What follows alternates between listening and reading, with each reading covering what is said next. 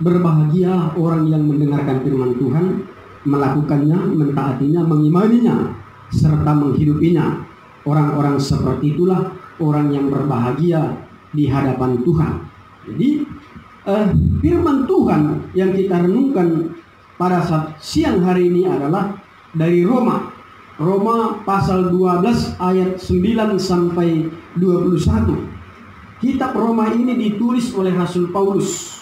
Jadi Paulus yang menuliskan surat ini ditujukan kepada umat Tuhan yang ada di Roma. Jadi karena Paulus belum pernah ke Roma, tetapi dia rindu menuliskan surat ini kepada orang-orang percaya yang ada di Roma untuk memberikan pemahaman, untuk memberikan pengertian supaya mereka taat dalam pengharapan. Jadi sehingga tema utama dari surat Roma ini adalah iman. Bukan orang dibenarkan karena iman, bukan karena perbuatan, bukan karena melakukan hukum Taurat, tetapi orang dibenarkan di hadapan Allah karena iman kepada Yesus Kristus. Bapak Ibu yang dikasihi oleh Tuhan, sebagai orang Kristen, sebagai orang percaya, ada ciri, ada gaya hidup yang harus kita lakukan. Ada gaya hidup, ada cara hidup yang harus kita nampakkan, kita tunjukkan dalam kehidupan kita hari lepas hari. Karena firman Tuhan ini adalah hal-hal praktis yang akan kita pelajari tanpa ada penafsiran-penafsiran. Tetapi yang pertama di sini adalah gaya hidup orang percaya. Yang pertama, memiliki sikap. Ya, harus memiliki sikap, tidak terombang-ambing, tidak tidak seperti ada diombang-ambingkan oleh pengajaran-pengajaran, tetapi harus memiliki sikap. Sikap yang bagaimana? Di dalam ayat 9, hendaklah kasih itu jangan pura-pura, jauhilah yang jahat dan lakukanlah yang baik. Jadi gaya hidup orang Kristen harus memiliki sikap yang bagaimana? Paulus katakan di sini, jangan pura-pura. Kasih itu jangan pura-pura. Kalau pura-pura berarti tidak memiliki kasih. Artinya di sini Paulus sarankan supaya kita memiliki kasih yang tulus.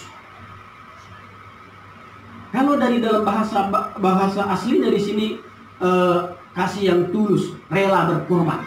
Ya, jadi itu karena Tuhan, karena Allah sudah berkorban terlebih dahulu kepada kita, karena Dia sudah mengorbankan dirinya, karena Dia sudah menebus kita, dan Dia menunjukkan kasih-Nya kepada kita, sehingga sebagai umat pilihan, umat tebusan, kita juga disarankan, diwajibkan memiliki kasih yang tulus tanpa pamrih.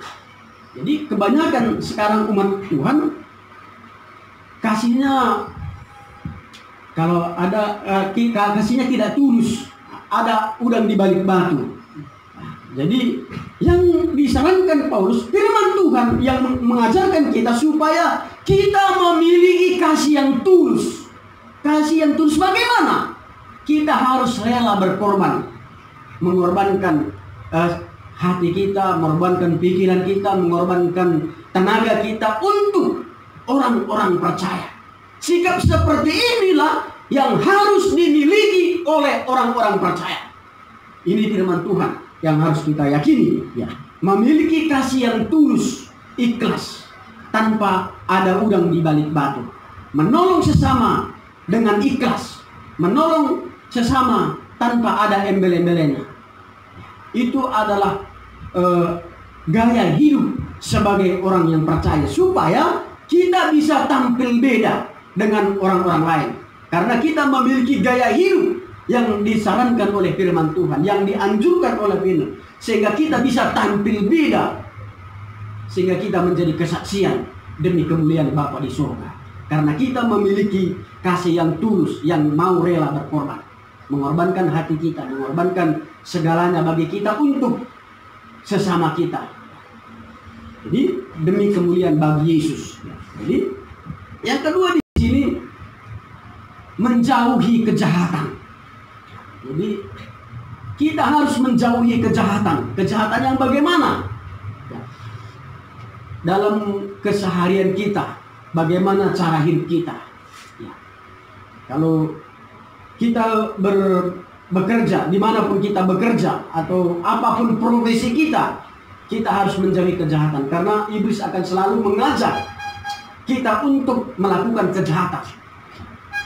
Dia akan selalu menggoda, karena itu memang pekerjaan dia yang menggoda kita supaya kita jatuh. Tetapi firman Tuhan menjauhi kejahatan. Kejahatan yang bagaimana? Ya. Kalau kita bekerja sebagai di pemerintahan, jangan korupsi. Baik korupsi materi, baik korupsi waktu. Kita harus konsisten di dalam bidang kita masing-masing. Menjauhi kejahatan. Yang ketiga, melakukan yang baik. Itu di dalam ayat ke-9 tadi. Hendaklah kasih itu jangan pura-pura. Jauhilah yang jahat dan lakukanlah yang baik. Lakukan yang baik, yang sesuai dengan kebenaran firman Tuhan, yang sesuai dengan tuntunan Tuhan, yang sesuai dengan kehendak Tuhan. Kebaikan itu belum tentu kita melakukan yang baik itu baik menurut Tuhan, tetapi kalau kita melakukan yang baik di hadapan Tuhan belum tentu baik di mata manusia. Tetapi standarnya adalah baik menurut Tuhan, bukan menurut pandangan manusia. Kita lakukan sesuatu yang baik itu menurut manusia belum tentu baik di hadapan Tuhan. Tetapi standarnya adalah firman Tuhan. Kita harus melakukan yang baik, yang sesuai dengan kehendak Tuhan. Jadi yang baik bagaimana? Mengasihi, ya, menghormati. Jadi di dalam ayat ayat ke-10, hendaklah kamu saling mengasihi sebagai saudara dan saling mendahului dalam memberi hormat. Ya, jadi kasih yang di atas tadi, kasih yang tulus, kasih agape, yang rela berkorban. Tetapi yang di dalam ayat ke-10 ini, di sini saling kasih, itu Philadelphia. Artinya sebagai saudara, saling mengasihi sebagai saudara, saudara seiman. Karena kita inilah saudara seiman, kita tunjukkan kasih kita kepada saudara-saudara kita seiman. Itu makanya di dalam ayat ke-20 tadi mengatakan bahwa ayat 20, tetapi jika seterumu lapar, berilah dia makan. Jika ia haus, berilah dia minum. Dengan berbuat demikian, kamu menumpukan bara api di atas kepalanya. Inilah sebagai bukti tindakan kita sebagai orang percaya mengasihi saudara-saudara kita. Sebagai bukti kita percaya yang sudah menerima kasih yang berkorban itu, dan tindakan yang benar, yang nyata, yaitu mengasihi lewat tindakan kita. Yang bagaimana? Yaitu ketika kita melihat orang lapar, kita memberi dia makan. Ketika kita melihat dia haus, dia beri minum. Kita memberi tumpangan kepada orang yang berhak memberi tumpangan. Itu sebagai gaya hidup kita sebagai orang percaya, membuktikan bahwa kita ini benar-benar sebagai orang yang percaya kepada Yesus Tuhan. Itulah yang dikehendaki Tuhan. Jadi saling mengasihi, saling menghormati, ya, saling memahami satu sama dengan yang lain. Di dalam ayat ke berapa tadi? Hendaklah kamu sehati sepikir dalam hidupmu. Janganlah kamu memikirkan perkara-perkara yang tinggi. Arahkanlah pandanganmu, dirimu kepada perkara-perkara yang sederhana. Jadi itu yang dia ajarkan, nasihatkan oleh Paulus, supaya kita ada kerjasama yang baik, ada kesehatian, ada kesepakatan dengan satu tujuan, supaya kita bisa menjadi tampil beda sebagai orang percaya di dalam kehidupan kita hari lepas hari. Ya, saling memahami, ya, artinya kita bisa merasakan penderitaan orang lain. Kalau kita menderita, orang lain juga bisa dapat menderita, mengalami penderitaan kita. Ketika kita bersukacita, orang lain juga dapat merasakan sukacita yang kita rasakan. Itu adalah saling memahami sebagai orang yang percaya, sebagai orang-orang yang sungguh-sungguh yang hidup berkenan kepada Tuhan. Karena itulah merupakan gaya hidup orang-orang percaya kepada Yesus Kristus. Tindakannya dan kelakuannya, sikapnya memiliki kebenaran. Sesuai dengan kebenaran firman Tuhan. Jadi inilah sikap sebagai orang Kristen. Memiliki kasih yang tulus dan menjauhi kejahatan, melakukan yang baik. Saling mengasihi, saling menghormati, saling memahami satu dengan lain. Itu yang poin pertama. Baru ada yang poin ketiga, yaitu memiliki sukacita. Nah, ini kita bahas di dalam ayat ke-12. Bersukacitalah dalam pengharapan, sabarlah dalam kesesakan, dan bertekunlah dalam doa. Sabar, bersukacitalah. Dalam ayat ke-15, bersukacitalah dengan orang-orang yang bersukacita, dan menangislah dengan orang-orang yang menangis. Jadi sebagai orang percaya, gaya hidupnya adalah selalu bersukacita. Bersukacita bukan karena memiliki materi yang banyak. Bersukacita bukan karena memiliki harta yang banyak. Bukan karena mobil yang mewah. Tetapi bersukacita karena Yesus telah mati bagi kita.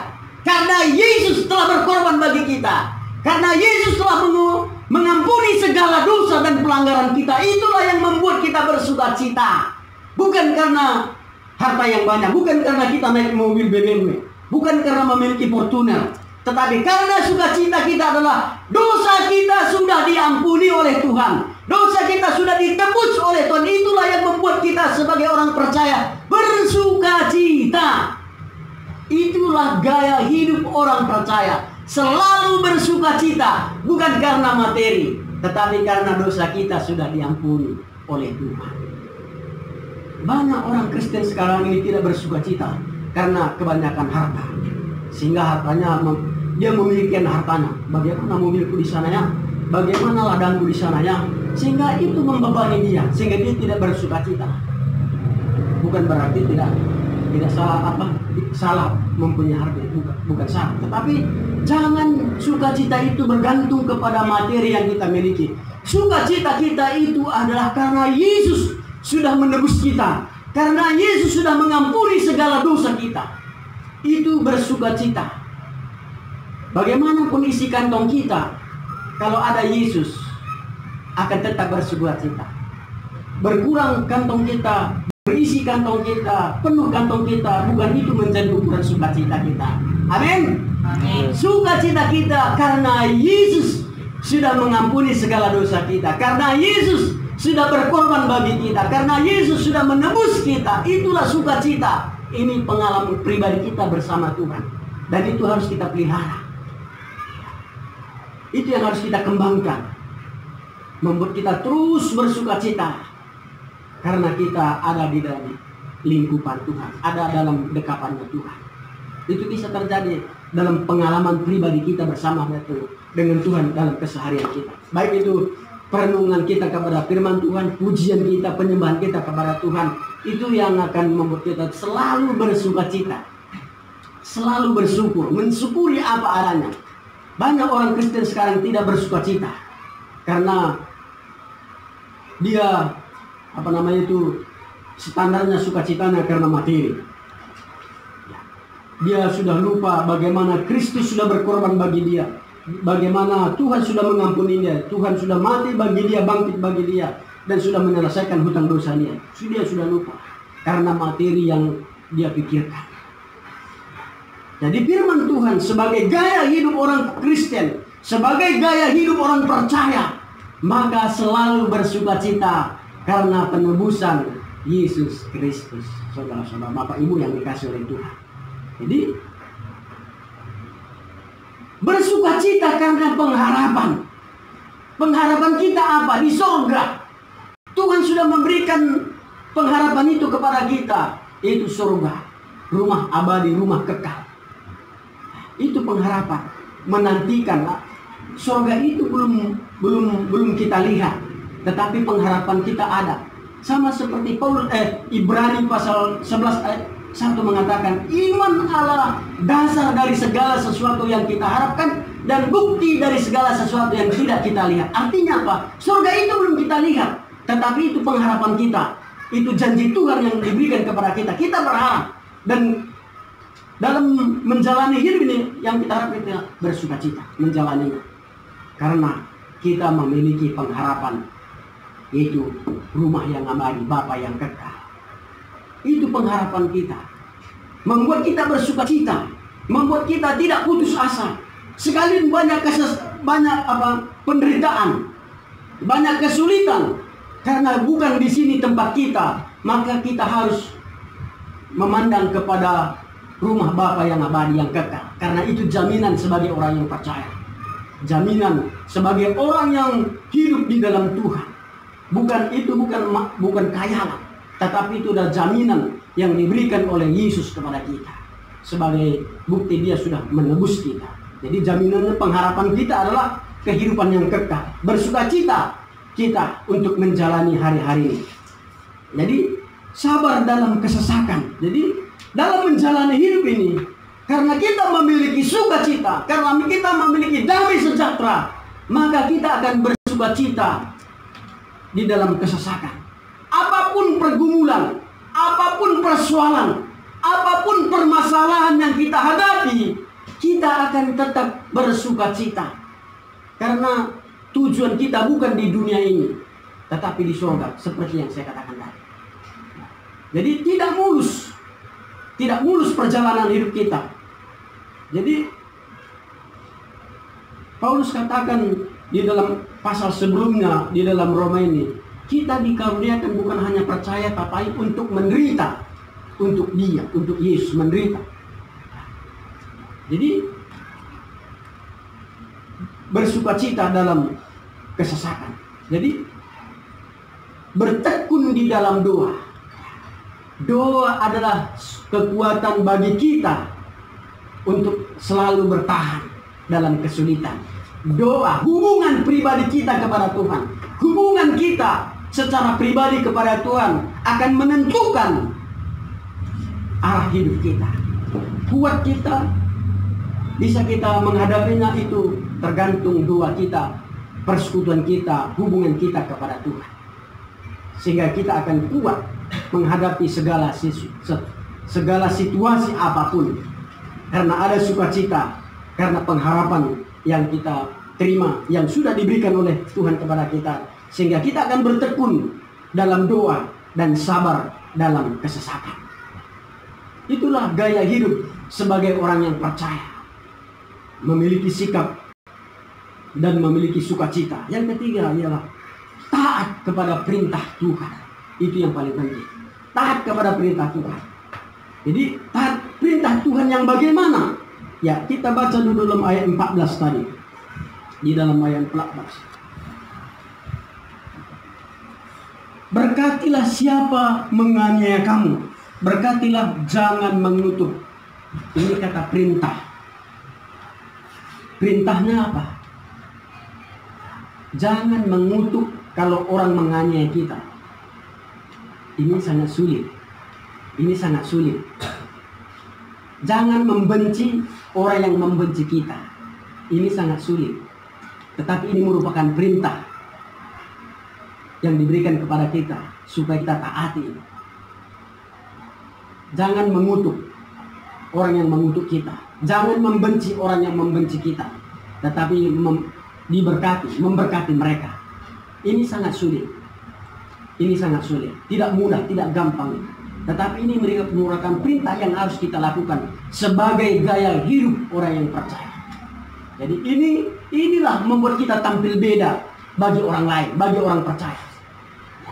Ketika kita dianiaya, ketika kita menghadapi kesulitan, ketika kita dicaci maki, sanggup kita memberkati mereka?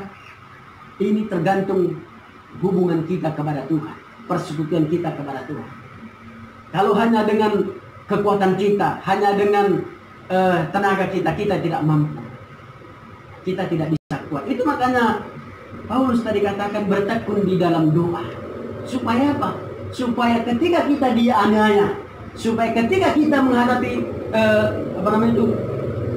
dibenci oleh orang lain, kita akan memberkati mereka. Kalau kita tidak memiliki hubungan dengan Tuhan, pasti saya yakin kita tidak akan sanggup melakukannya. Tadi itu tujuannya tadi Paulus katakan bertekun di dalam doa supaya kita tidak menganiaya ketika kita teraniaya. Ketika kita dibenci, kita tidak membenci mereka. Ini merupakan perintah yang harus kita lakukan, yang harus kita taati sebagai orang yang percaya. Mau tidak mau, suka atau tidak suka, harus kita lakukan. Kita bersama-sama, bukan bagi orang, tapi semua orang percaya. Kita yang ada di sini, saya pun, Bapak Ibu, semuanya kita sama-sama mengerjakan perintah ini supaya kita tidak mengutuk orang yang mengutuk kita. Itu perintah yang diberikan kepada kita. Jadi jangan membalas kejahatan dengan kejahatan. Itu jangan kita balas kejahatan dengan kejahatan. Tetapi apa? Kalahkanlah kejahatan dengan kebaikan. Sekali lagi saya katakan ini sulit. Secara manusia ini sangat tidak mungkin kita lakukan. Tetapi ketika kita sudah menyerahkan hidup kita kepada Yesus dan kita membangun hubungan kita kepada Tuhan, maka ketika kita dianiaya, ketika kita dicelakakan, maka kita harus memandang kepada Yesus. Karena Yesus sudah menjadi teladan yang baik, yang sempurna bagi kita. Kenapa? Karena Yesus ketika dia dianiaya, ketika dia diludahi, dia tidak membalasnya. Ketika dia dipakukan di kayu salib, dia tidak memberontak. Itu sebagai acuan, itu sebagai teladan bagi kita. Ketika kita dianiaya, ketika kita diperhadapkan dengan kesulitan, kita harus memandang kepada Yesus yang sudah terlebih dahulu dianiaya oleh karena segala dosa dan pelanggaran kita. Karena inilah merupakan perintah yang harus kita lakukan, yang harus kita percaya. Jadi sebagai kesimpulannya, Bapak Ibu yang dikasihi Tuhan, maka kita harus memberkati orang yang mengutuk kita. Dan hiduplah berdamai dengan semua orang, memiliki kasih yang tulus. Kita berdoa, kita nyanyikan satu lagu pujian kepada Tuhan.